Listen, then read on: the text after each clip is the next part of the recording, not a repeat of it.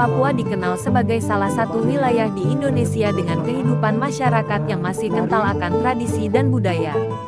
Sebagian besar daerahnya masih berstatus wilayah adat dan ditinggali masyarakat adat. Salah satu wilayah adat yang dimaksud adalah Lapago, yang baru-baru ini disahkan sebagai salah satu provinsi baru, tepatnya Provinsi Pegunungan Tengah.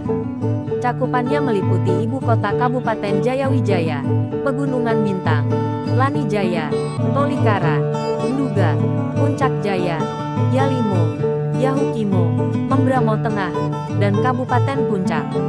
Mengenal lebih jauh, jika mengintip lebih dalam wilayah Lapago, sebenarnya salah satu kawasan di pulau paling timur Indonesia ini tidak terlalu terbelakang, seperti yang selama ini banyak dibicarakan.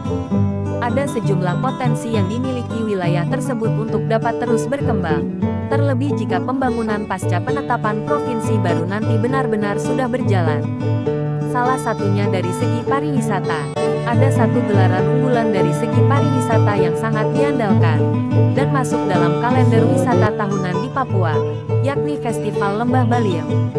Saking populernya, setiap turis dari mancanegara bahkan banyak yang rela untuk datang ke wilayah ini untuk menyaksikan festival yang disebut memiliki pertunjukan kelas dunia.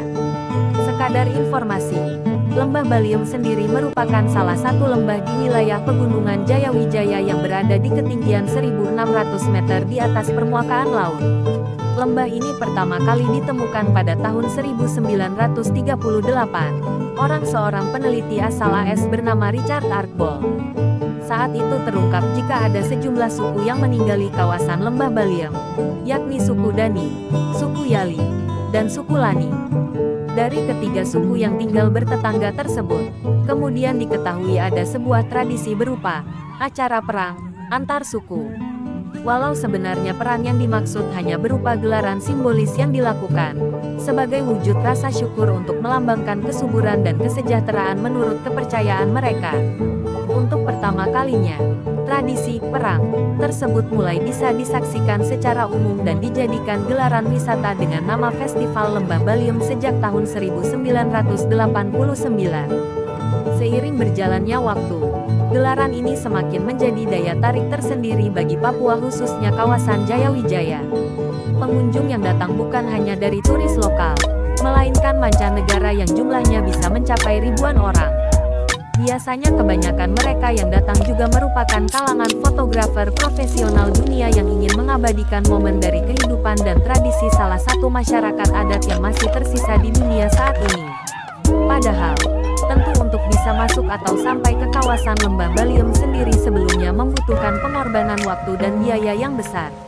Pasalnya untuk bisa sampai ke lokasi tempat festival diselenggarakan, para turis tidak cukup hanya menaiki pesawat untuk bisa sampai di Jayapura, melainkan harus menyambung rute pesawat atau transportasi udara untuk bisa mencapai Wamena.